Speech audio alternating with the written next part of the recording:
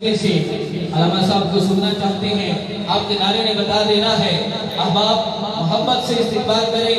نعرہ تکبیر، ہاتھوں کے نعرہ تکبیر، نعرہ رسالت، نعرہ تحقیق، نعرہ حیدری، آمد مصطفیٰ، مرحبا کھڑا نہیں رہنا چاہیے، آمد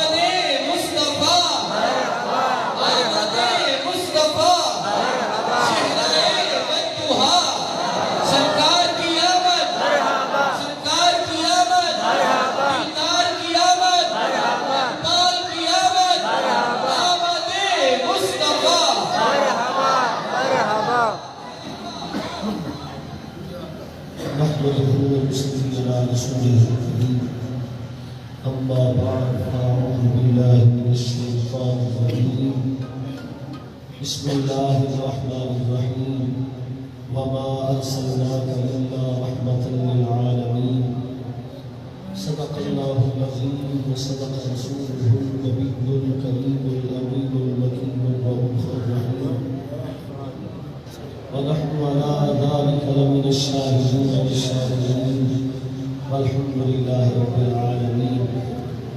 قال الله تعالى وتبارك في شان حبيبه مخبرا وآمنا إن الله وملائكته يصلون على النبي يا أيها الذين آمنوا صلوا عليه وسلموا تسليما.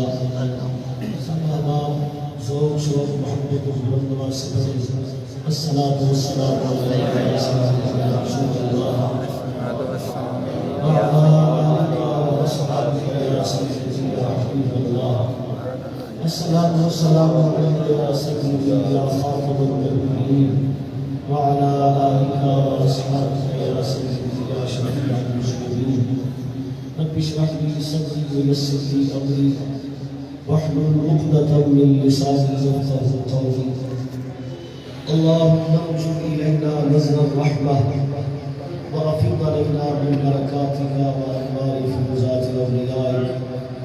مولاي صل وسلم دائما أبدا على حبيبك خير الخلق كلهم وإن من جودك الدنيا وذرتها ومن علومك علم اللوح والقلم يا أكرم الخلق ما من أعوذ به سواك رد حلول الحادث العظم.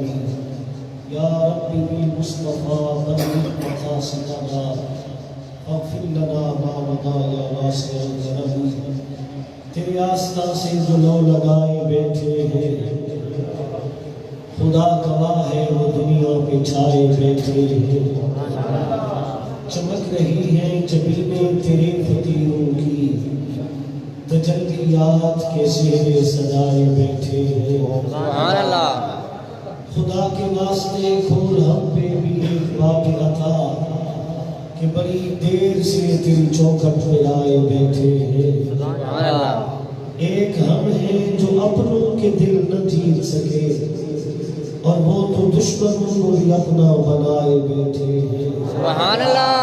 نصیر ہم نے تو اپنوں سے کوئی بات نہیں، کرم ہے ان کا جو اپنا بنائے بیٹھے ہیں. سبحان اللہ. محمد سے وفا تم نے تو ہم تیرے ہیں، یہ جہاں چیز ہے کیا لوح قلم تیرے ہیں.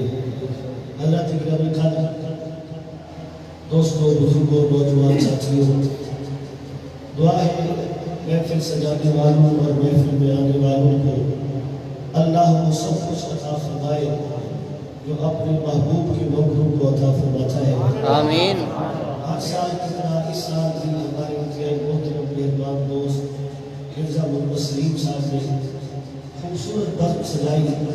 دعا ہے اللہ تعالیٰ ان کو اور ان کے ساتھی کو حضور کی نگاہ کرم نصیب فرمائے. آمین. یہاں مسجد میں کافی مرتبہ مجھے حاضری کا موقع ملا. آج مفتی محمد نعیم صاحب تشریف فرمائے، اللہ ان کا سایہ دراز فرمائے. میں جب بھی یہاں سے گزرتا ہوں مجھے قاری سجاد صاحب کی محبت بھری ادائیں یاد آتی ہیں اور انتہائی درویش بدش اور انتہائی اعلیٰ اوصاف کے حامل انسان تھے. ایسے لوگ صدیوں بعد پیدا ہوتے ہیں. ان کا اخلاص، ان کی بلاہیت، ان کی محنت، ان کی درویشی، بہت ساری ادائیں ان کو اللہ نے عطا فرما رکھی تھی.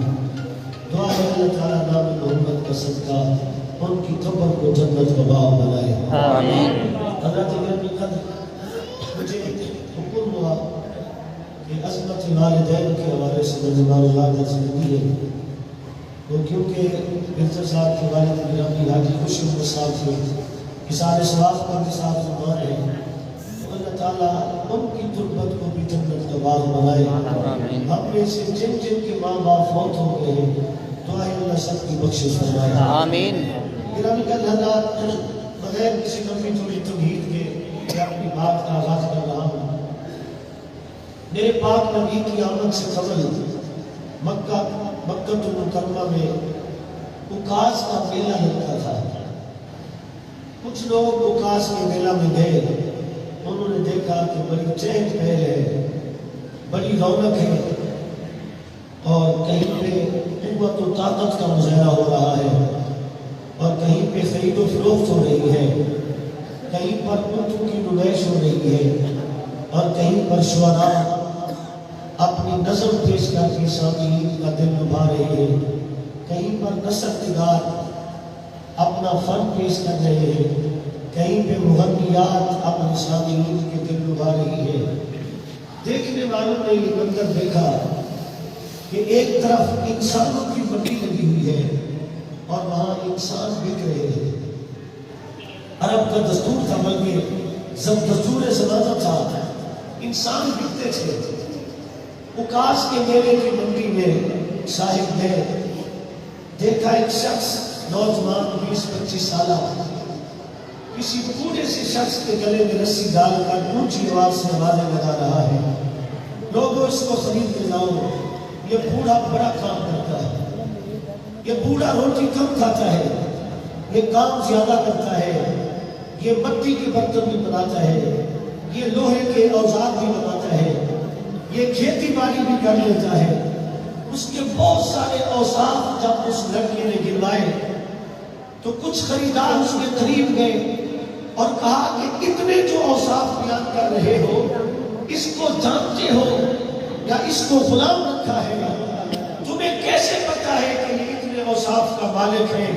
اکاس کے میلے میں وہ کھڑا ہوا نوجوان بولا، مجھے اس بوڑھے کے اوصاف کا اس لیے پتا ہے، یہ کوئی غیر نہیں، میرا سگا باپ ہے جسے میں منڈی میں بیچنے کے لیے آیا.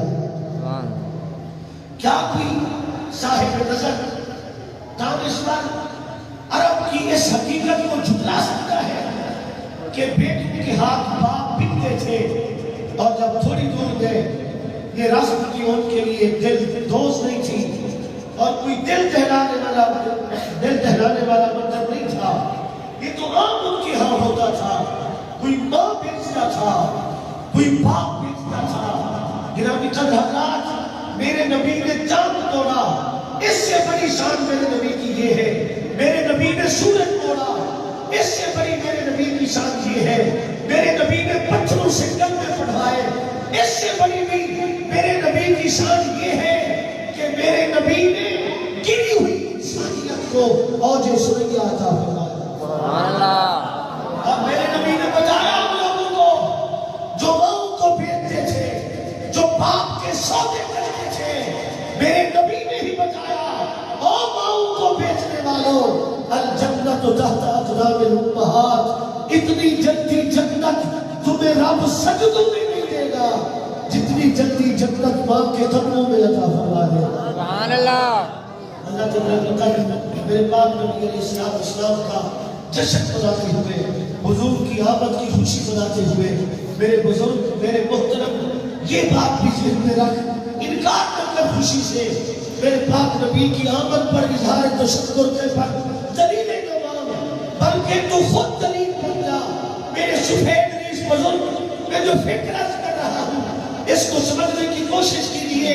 تو کھڑا ہو اور آگے بڑھ اور زمانے کو بتا اس محبوب کی آمد پر خوشی خوشی منانے سے روکو مت۔ جس محبوب نے قدم رکھتے ہی زمانے کو باپ کا مقام بتایا ہے۔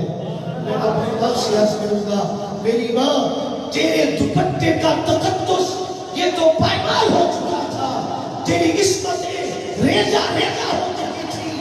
آج جو کوئی بیٹا ماں کے آگے سر جھکائے کھڑا ہے، یہ صدقہ ہے میلاد مصطفیٰ علیہ السلام کا۔ سبحان اللہ۔ میں تحت عنوان ہی گفتگو کروں گا، صرف ایک بات عرض کر کے بات آگے بڑھاؤں گا۔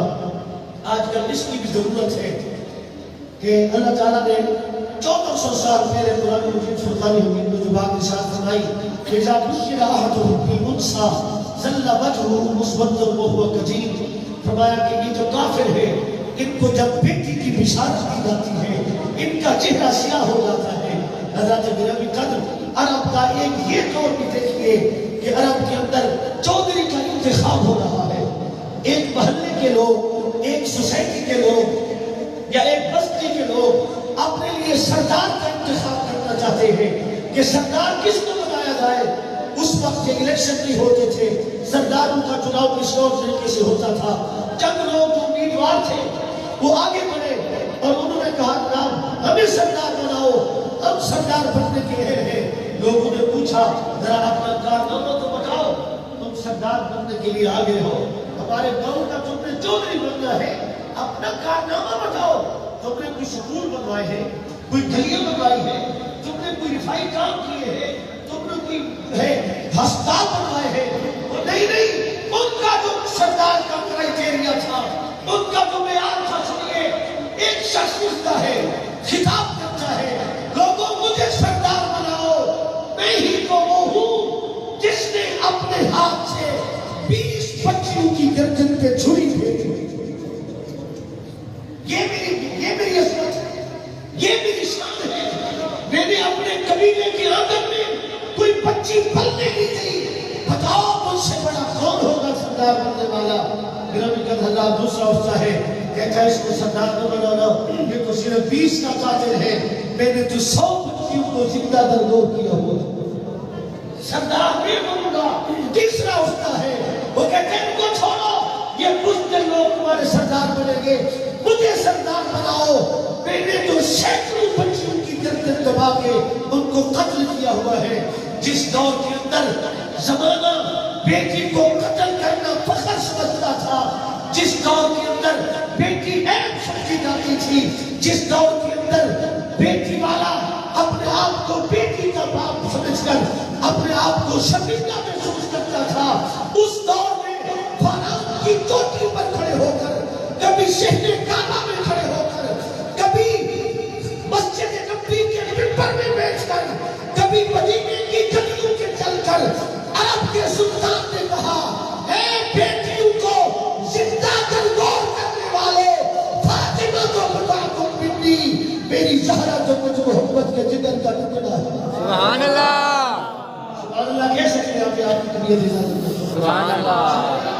آج بڑے بڑے دور بڑے بڑے لوگ آئے ہیں جنہوں نے انقلاب برپا کیا ہے، انہوں نے اقوال سے انقلاب برپا کیا ہے۔ صرف ایک ہی ہستی ہے جس نے کردار سے انقلاب برپا کیا ہے۔ اس دور میں جب بیٹی آر ہو، میرا نبی کہے فاطمہ تو روحی، فاطمہ میری جان ہے۔ سبحان اللہ۔ اونچی آواز سے کہہ سبحان اللہ۔ سبحان اللہ۔ جس دور میں بیٹی باعث نقوار ہو، اس دور میں میرے نبی کہے فاطمہ تو قلبی، زہرا تو مجھ محبت کا دل ہے۔ گرامی قدر حضرات، آج میں اس بیٹی سے بھی مخاطب ہوتا ہوں جو یورپ کی تہذیب کے اندر اپنی عصمتیں ڈھونڈنے چلی ہے اور یورپ کی فضاؤں میں اپنے حقوق کی متلاشی بن کر وہ سڑکوں پہ گھومتی ہے۔ میں عرض کروں گا میری بہن، میری بیٹی، تجھے حقوق یورپ کے تہذیب میں نہیں دینے۔ تیری عصمت کا محافظ کل بھی قانون محمد تھا، تیری عزت کا محافظ آج بھی قانون محمد ہے۔ آؤ فاروق کی چوٹی کی نغمے کو سنو، آؤ شدت سے رخ موڑ کر گنبد خضرا کی طرف چلیے۔ گرامی قدر حضرات، میں عنوان کی طرف آتا ہوں۔ میرے پاک نبی علیہ السلام نے ماں باپ کو 22 نسبت عطا فرمائی ہے۔ کیا عزت عطا فرمائی ہے حضرات جنابی. آج یہ موبائل، آج یہ سوشل میڈیا، آج یہ یوٹیوب اور مختلف پلیٹ فارم ہمیں ملے ہوئے ہیں، اور ہماری جنریشن کبھی کسی ہندو کو دیکھتی ہے، کبھی کسی یہودی کو دیکھتی ہے، اور کبھی جناب کسی سکھ کو دیکھتی ہے، اور اپنی زندگی گزارنے کے طریقے سیکھتے ہیں. جب حضرت صاحب میرے استاد صاحب تھے پرائمری میں، ہم چھوٹے چھوٹے ان کے پاس پڑھتے تھے. کچھ عرصہ پہلے بھی ان کے ساتھ ملاقات ہوئی تو بڑے پرتپاک طریقے سے ملے، بڑے بوڑھے ہو گئے ہیں. مجھے کہتے ہیں کیا کرتے ہو؟ میں نے کہا میں مسجد میں نماز پڑھاتا ہوں، الحمدللہ لوگوں کو قرآن پڑھاتا ہوں. رونے لگ گئے، کہتے ہیں ہم تو اجڑ گئے ہیں. میں نے کہا کیا ہوا ہے؟ خیر تو ہے، اللہ نہ کرے کوئی فوت کی ہوگی ہے آپ کی، کیا ہوا ہے؟ کہتے نہیں، کہتے میرا ایک بیٹا بریگیڈیئر ہے، سرگوجے میں اس کی ڈیوٹی تھی، میں کچھ دن پہلے اسے ملنے گیا، اس کی کلی کی شادی تھی، ہم شادی میں شریک ہوئے. میرا ایک 4-5 سال کا پوتا میری گود میں تھا، میں اسے لے کر 3 دن شادی میں جاتا رہا. جب تیسرے دن واپس آ رہے تھے، میرا 4 یا 5 سال کا پوتا کہتا ہے دادا ابو میرے جیٹ کمپلیٹ شادی مکمل ہو گئی ہے. میں نے کہا ہمیں جب بس مکمل ہو گئی ہے. کہتے نہیں دادا ابو ابھی شادی مکمل نہیں ہوئی، ابھی ایک کام رہتا ہے. کہتے ہیں کہ میں نے پوچھا کہ کون سا کام رہتا ہے؟ وہ 5 سال کا مسلمان کی گود میں بننے والا محمد نام کا بچہ کہتا ہے دادا ابو ابھی آپ کے ارد گرد چکر تو لگے نہیں تو شادی مکمل کیسے ہو گئی ہے؟ مسجد میں آنے والوں، ملاد منانے والے مسلمانوں، خدا کے لیے سوچئے تیری گود میں پلنے والے بچے کو یہ درس کون سکھا رہا ہے؟ تیری گود میں پڑھنے والی نسلوں کو یہ سکول آفتاب کون دے رہا ہے؟ بچہ تیرا ہے، پیدا مسلمان کے گھر ہوا ہے، پلتا مسلمان کے گھر میں ہے، اور اس کے ذہن کو کنٹرول کوئی اسرائیل کا یہودی کر رہا ہے یا کوئی ہندوستان کا ہندو کر رہا ہے. نہیں، اپنی نسلوں کی سوچوں پہ پہرے دو اور ان کو کہو اپنی ملت کو قیاس اخوان مغرب پہ نہ کر کہ خاص ہے ترکیب میں قوم رسول ہاشمی. آج یہ بھی سوال ہے کہ بھلا ماں باپ کا احترام کیوں نہیں کرتی؟ میں آپ کو زیادہ زحمت نہیں دیتا، کھلی آنکھیں رکھیں، میں آپ کو جھانکتا دیکھ کر بات سنا کے چلا جاؤں گا، کیونکہ یہ بات آج سکیتوں پہ ہوتی نہیں ہے. مجھے پتا ہے میں اس ماحول کا آدمی ہوں.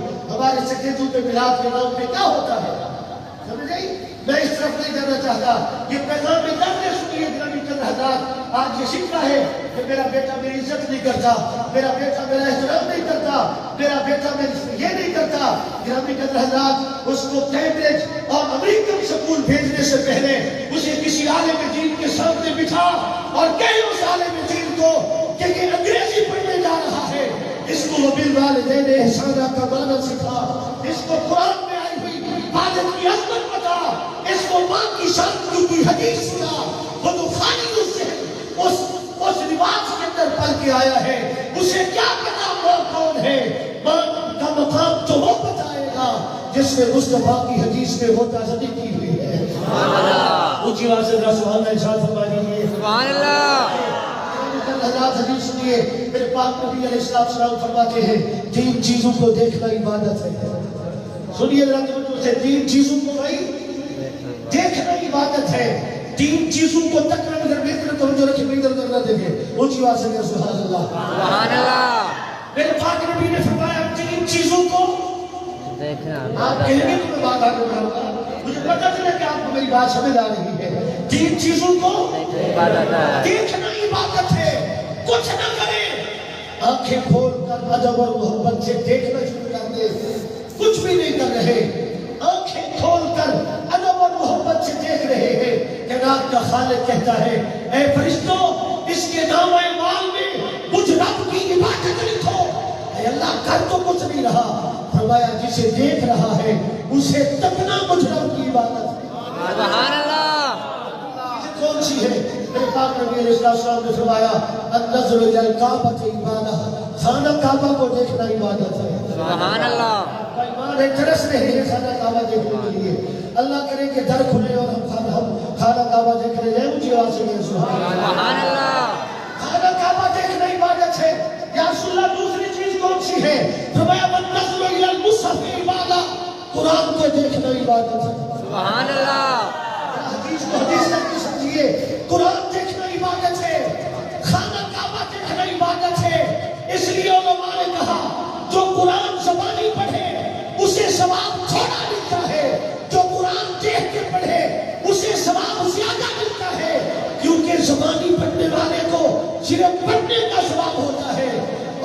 نمازیں پڑھنے والے کو اللہ دیکھنے کا بھی ثواب عطا فرمائے۔ سبحان اللہ۔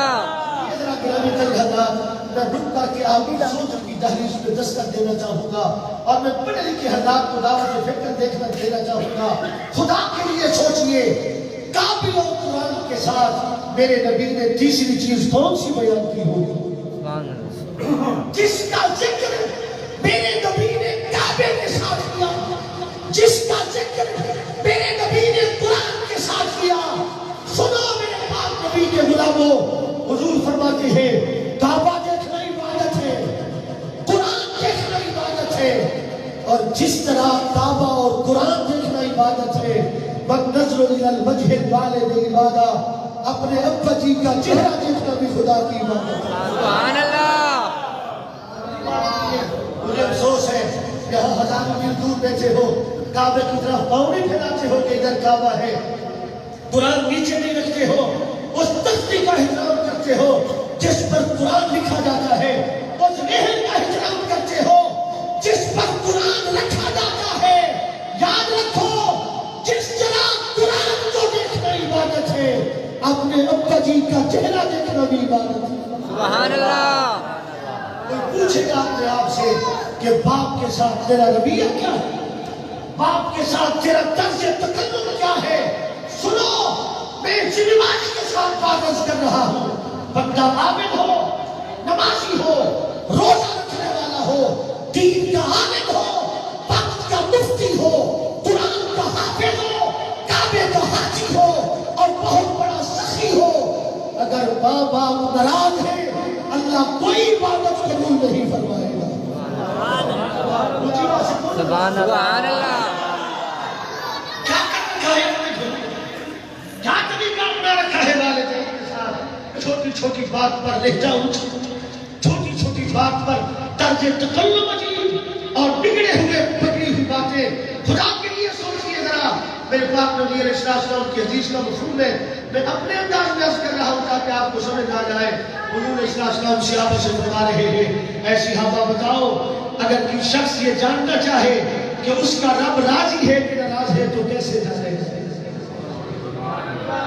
آپ قبلہ حضرت صاحب، مرزا سلیم صاحب، دیگر دوست سوچیے ٹھنڈے دل سے، میں یہ جاننا چاہتا ہوں، اے اللہ اس وقت جب تقریباً 9:45 کا وقت ہے اور میں مسجد نبوی سے خطاب کر رہا ہوں، میرا اللہ راضی ہے یا ناراض ہے میں نہیں جان سکتا، حضرت صاحب نہیں جان سکتے، آپ نہیں جان سکتے۔ حضور نے پوچھا صحابہ بتاؤ کیسے جانو گے اللہ راضی ہے یا ناراض ہے؟ یا رسول اللہ تو مشکل کام ہے، میں مشکلیں آسان کرنے ہی تو آیا ہوں۔ سبحان اللہ۔ بے شک۔ تمہاری یہ مشکل بھی آسان کر دوں۔ صحابہ بہن حیرت ہوئے، آقا کیسے پتہ چلے گا اللہ راضی ہے کہ ناراض ہے؟ سنو یہ جملہ اور دل کی تختی پہ نوٹ کرو۔ میرے پاک نبی نے فرمایا قیامت تک جو یہ جاننا چاہے کہ اللہ راضی ہے یا ناراض ہے، اپنے ابا جی کو دیکھ لے، اپنے والد کو دیکھ لے، اپنے باپ کو دیکھ لے۔ اگر باپ راضی ہوگا خدا راضی ہوگا، باپ ناراض ہوگا خدا ناراض ہوگا۔ یہ راضی ہونے کی سنت تو نماز پڑھنے میں نہیں ملتی، باپ خدا کے راضی ہونے کی سنت تو حج میں بھی نہیں ملتی، اللہ کے راضی ہونے کی سنت تو ساری زندگی روزہ رکھنے پہ نہیں ملتی۔ پر قسم ہے مجھے حسن مصطفیٰ کی، اگر والد راضی ہے حضور نے سنت دے دی ہے، اگر تیرا ابا راضی ہے جا تجھ پہ خدا بھی راضی ہے، اللہ کا رسول بھی راضی ہے۔ سبحان اللہ۔ اچھی بات ہے یا رسول اللہ۔ ذرا سنیے گرام اللہ سلامت رکھے، توجہ میں سنیے حضرات گرامی، اگلا مسئلہ سنیے۔ حضرت مفتی صاحب تشریف فرما ہے، میں مفتی نہیں ہوں، میں تو دین کا طالب علم ہونے کی حیثیت سے بات کر رہا ہوں۔ اگر ایسا ہو جائے کئی لوگوں کے ذہن میں یہ بات آ رہی ہوگی میں تو پڑھا لکھا ہوں، باپ جاہل ہے، میں تو نمازی ہوں، باپ بھی نمازی ہے، میں تو نیک ہوں، باپ گنہگار ہے۔ سنو، اور میری طرف سے چاہے اس بات کو فتوے کا درجہ ہو، اگر ایسا ہو کہ باپ زمانے کا سب سے بڑا گنہگار ہو اور بیٹا زمانے کا سب سے بڑا نیک ہو، پھر بھی بیٹے کے لیے باپ کا چہرہ دیکھنا عبادت کا درجہ رکھتا ہے۔ سبحان اللہ باپ کا دل دکھا کے سر سجدے میں رکھو، کیا خدا مانے گا؟ باپ کا دل دکھا کے تم جناب بندہ جاؤ کہیں کعبے میں تو تمہیں کعبے سے فیض ملے گا، بالکل غلط ہے۔ کعبے کا فیض بھی تب ملے گا جب اللہ جی راضی ہو۔ میں حضرت صاحب کسی جگہ میں گفتگو کر رہا تھا تو دوران گفتگو مجھے سوال آیا، کہتے ہیں جی یہ بتائیے، آپ نے کہا 3 چیزوں کو دیکھنا ثواب ہے، کعبہ دیکھنا، قرآن دیکھنا اور ہمارے صاحب کا چہرہ دیکھنا۔ کہنے لگے جی زیادہ ثواب کس کا ہے؟ تو میں نے اپنے طور پر عرض کیا یہ بات غلط بھی ہو سکتی ہے، علماء کرام اس پر کوئی گردن بھی لگا سکتے ہیں۔ میں نے کہا زیادہ ثواب باپ کا چہرہ دیکھنے کا ہے، اور اس کی وجہ یہ ہے اگر باپ ناراض ہو جائے نہ قرآن دیکھنے سے ثواب ہوگا نہ کعبہ دیکھنے سے ثواب ہوگا۔ کعبہ اور قرآن دیکھنے کا ثواب خدا تب عطا فرمائے گا جب دیکھنے والے پر اس کا باپ راضی ہوگا۔ سبحان اللہ سبحان اللہ اس لیے پہلے بات میں نے آج کی ہے، آج کل جگہ جگہ میں ماں کی شان، ماں کی شان، ماں کی شان، ماں کی شان ہے۔ کیا میرے نبی نے باپ کی شان نہیں تھا؟ کیا باپ کی شان نہیں ہے؟ جگہ جگہ میں ماں کی شان۔ یاد رکھو یہ جملہ بھی توجہ سے سنو، میری جنت میری ماں کی قدموں میں ہے اور میری ماں کی جنت میرے باپ کے قدموں میں ہے۔ اونچی بات سے کہتے ہیں سبحان اللہ عالم سے اس نے فرمایا اوسط ابواب الجنت، تیرے لیے جنت میں داخل ہونے کا سب سے آسان ذریعہ ہے۔ سبحان اللہ مانا سنیے تو میں ترجمہ کر رہا ہوں کہ تیرے لیے جنت میں داخل ہونے کا آسان ترین ذریعہ اور تیری جنت کا سب سے بڑا دروازہ تیرا باپ ہے۔ اونچی آواز سے کہتے ہیں سبحان اللہ سبحان اللہ پاک نبی کی شان ہے، یہ بھی حضور کی شان ہے، یہ بھی حضور کی شان ہے۔ اللہ اکبر۔ میرے پاک نبی علیہ السلام۔ آپ ایک اور بات بھی سنیے، آپ کبھی کبھی قبرستان سے جائیں اور اس حدیث کو خاص توجہ سے سنیں، میں کوئی تقریر نہیں کر رہا، میں آپ کو میسج دے رہا ہوں۔ کیا کر رہے ہو نوجوانوں، کدھر جا رہے ہو؟ اللہ کی قسم ہے برباد ہو جاؤ گے اگر ماں باپ ناراض ہو جائے۔ کدھر جا رہی ہے دنیا؟ تم کس کو فالو کر رہے ہو؟ چھوڑو ساری جماعت کو، اپنی سوچوں کو رفع کرو، حضور کی تعلیم کی طرف کرو۔ وہ مجھے بتانے لگا کہ امریکہ کے جج نے فیصلہ دیا ہے، کوئی ماں گئی نا تو کسی ماں نے جج کو کہا امریکہ کے اندر، یہ امریکہ کا مسلمان کا ریکارڈ بات ہے، اس نے کہا میرے بیٹے کو جج صاحب آگر کرے کہ میرا بیٹا میرے ساتھ بات کرے تو کتی کے ساتھ کھیلتا رہتا ہے، میرے ساتھ بات نہیں کرتا۔ جج نے کہا بی بی رہنا چاہتی ہو تو گھر میں رہو، نہیں تو کسی اور سینٹر میں تجھے منتقل کر دیتے ہیں۔ ہم کسی کو مجبور نہیں کر سکتے، وہ آزاد ہے، چاہے تو تیرے ساتھ بات کرے چاہے تو کتی کے ساتھ بات کرے۔ جن کی سڑکوں کی بات کرتے ہو با انسانیت کا یہ حال ہے، جن کی روشنیوں کی بات کرتے ہو با انسانیت کا یہ حال ہے۔ ارے ترقی یافتہ ملک وہ نہیں ہے جہاں بلب بڑے جلتے ہوں، ترقی یافتہ سوچ وہ ہوتی ہے جو گری ہوئی ماں کو اٹھا کے سینے سے لگواتے ہیں۔ سبحان اللہ برطانیہ بن کے پاگل ہوئے جا رہے ہو، چھوڑو ان کو، آؤ تعلیمات مصطفیٰ کی بارگاہ میں۔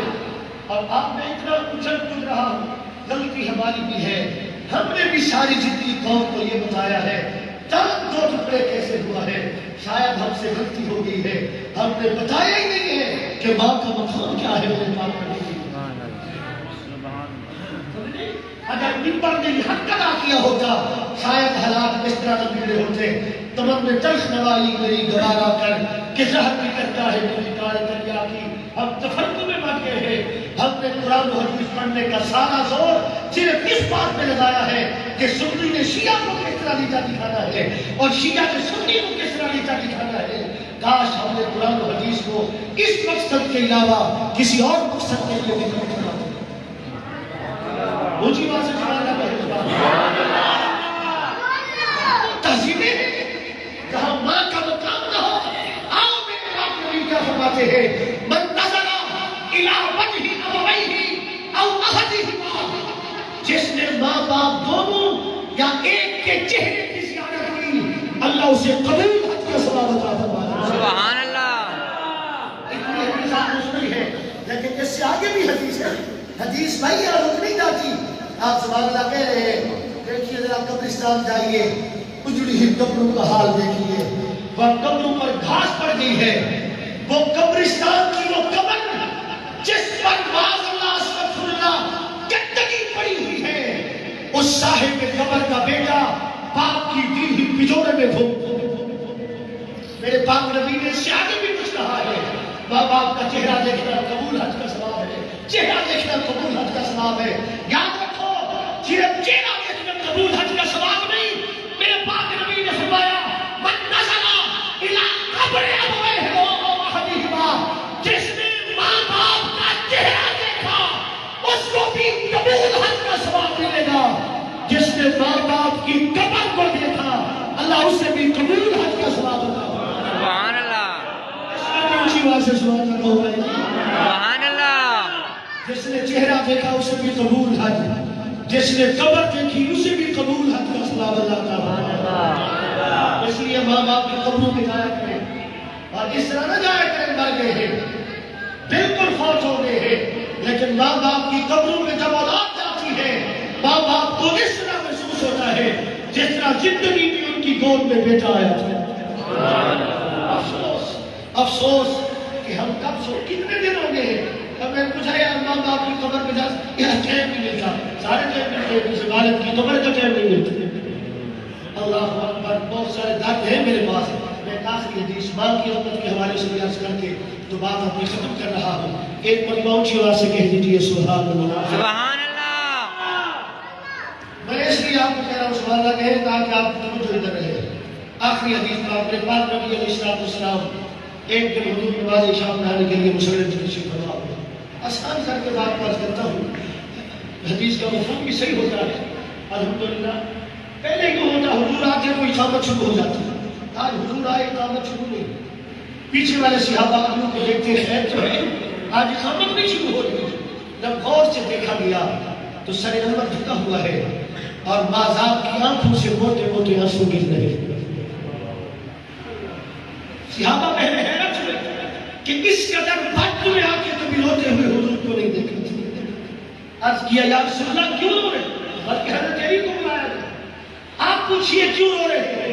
قدموں پہ ہاتھ رکھ کے شیر خدا نے کہا واہیات ایک ایک آنسو پر ہمارے سروں کی فصلیں کٹ جائیں. آپ اس قدر کیوں رو رہے ہیں؟ فرمایا علی اس لیے آج مجھے میری ماں یاد آ رہی ہے، مجھ مصطفیٰ کو میری ماں یاد آ رہی ہے. حضرات ایک وقت حضور پر بھی گزرا. 6 سال کی عمر ہے، مدینہ سے مکہ حضور جا رہے ہیں. ابا کے مقام پر والدہ کا انتقال ہو گیا. اب تو لفظ ختم ہو گئے کہ یہ منظر کیسے کشیدہ جائے کہ 6 سال کے حضور میں قبر کیسے گزری. اپنی والدہ ماجدہ کے لیے کفن کا اہتمام کہاں سے کیا اور ننھے ہاتھوں سے والدہ کو دفنایا کیسے.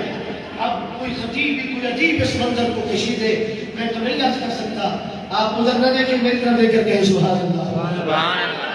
میں آپ کو حضور کی حدیث بتا رہا ہوں. ادھر بھی اہم کام ہے حضور کی حدیث سے جو آپ دیکھتے ہیں. ادھر دیکھ کے کہیں سبحان اللہ. سبحان اللہ. اللہ کی بیان تک میرے پاک نبی علیہ السلام حضور زاروں قطار رونے لگے اپنی والدہ ماجدہ کے وصال سے پہلے. تو اماں جی آمنہ نے حضور کے سر پہ ہاتھ رکھا، کہا بیٹا رو مت، میرا نام قیامت تک نہیں مٹے گا. حضور نے پوچھا اماں جی وہ کیسے؟ فرمایا بیٹا جن ماؤں کے تجھ جیسے بیٹے ہیں ان کے نام کو مٹھا سکتا ہے، لیکن آج یہ کیفیت تھی اور آج یہ کیفیت ہے کہ حضور امامت کے مصلی پہ ہیں اور عرب کے ہر سلطان کا سر میرے نبی کے قدموں میں. سبحان اللہ. شاید حضور کے دل میں یہ بات، شاید یہ حدیث میں تبصرہ ہے، حدیث کا راز نہیں ہے، شاید حضور کے دل میں یہ بات آئی ہو میری ماں نے وہ منظر دیکھا تھا، کاش میری ماں یہ منظر بھی دیکھتی. یہ ہمارے دل میں بھی آتا ہے. اگر والدہ نے گھروں کے برتن مانج کے لوگوں کے گھر صفائیاں کر کے پڑھایا ہو اور بیٹا پڑھ لے کے اچھے منصب پہ پہنچ جائے تو پھر حلالی اولاد کو تو ماں باپ یاد آتے ہیں. مجھے ایک مرتبہ ایک دوست آ گئے کہتے جی نئی گاڑی لی ہے تو آپ بیٹھے تو حضور کے دین کے ساتھ نسبت سے مجھے لوگ احترام کرتے ہیں. گاڑی میں بیٹھے ہی ہزاروں قطار ہونے لگ گیا. میں نے کہا یار اللہ کو شکر ادا کرے اللہ نے گاڑی دی ہے. کہتے ہیں حضرت صاحب مجھے اپنے باپ کے پاؤں والے چھالے یاد آ گئے.